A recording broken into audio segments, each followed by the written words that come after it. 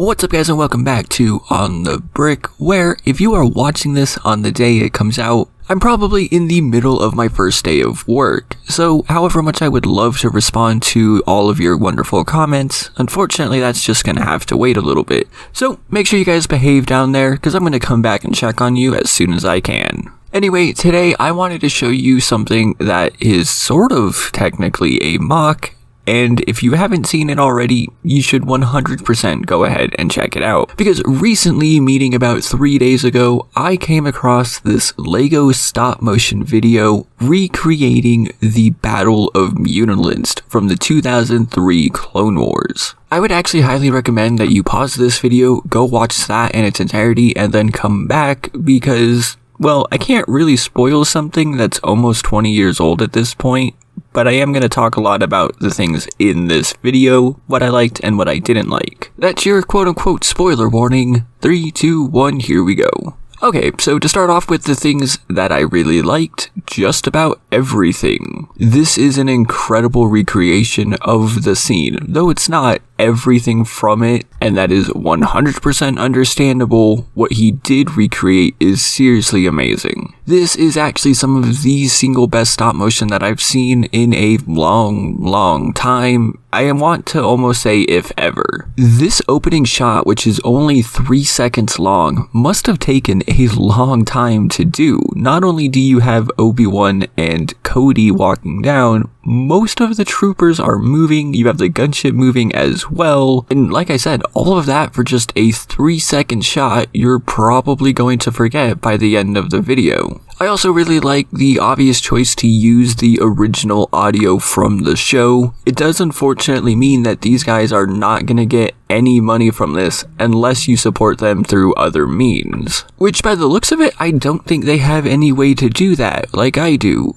Which is definitely a shameless plug because it always helps. This opening title is really cool, but it's immediately followed by one of my absolute favorite parts, and that is the clearly animated but still amazing shot of this Venator in space. All of the animated sequences here are seriously amazing. This fight scene in space is awesome, and again, you can tell in every single frame and every single shot just how much work and effort actually went into this. This explosion alone is worth pointing out. It's seriously awesome, and I love that they use the Lego falling apart sound effect. I also just wanted to point out as well that the model of the Venator they use is one I'm all too familiar with, and it's a good choice. One thing I always think the original Clone Wars did much better than the newer one was really showing just how big this war actually was. I mean, look at all these gunships. We don't really have scenes like that in the newer version. Also, I love this scene here of the gunship exploding. Thought that was really cool. I also really enjoyed the scene of all these gunships landing with the troops coming out of them.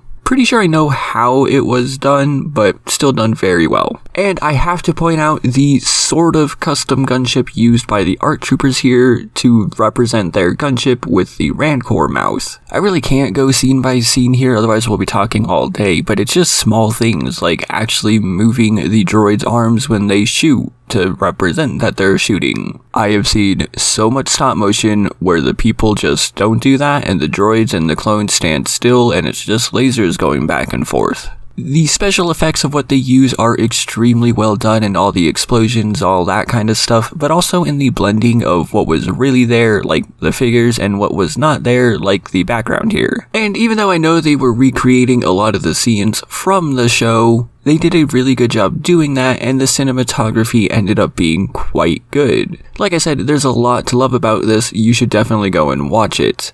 But there's also some things that I didn't quite enjoy, though most of these are nitpicky and quite minor. This isn't a complaint, but Obi-Wan's hair is sideways here, and it bugs me ever since I noticed that. I also really don't like the use of the original P1 clone helmet here. To be completely honest, even though I like these for nostalgic reasons, they are actually pretty bad, and it's hard to take them as the super amazing troopers of the galaxy when it looks like they have a mustache.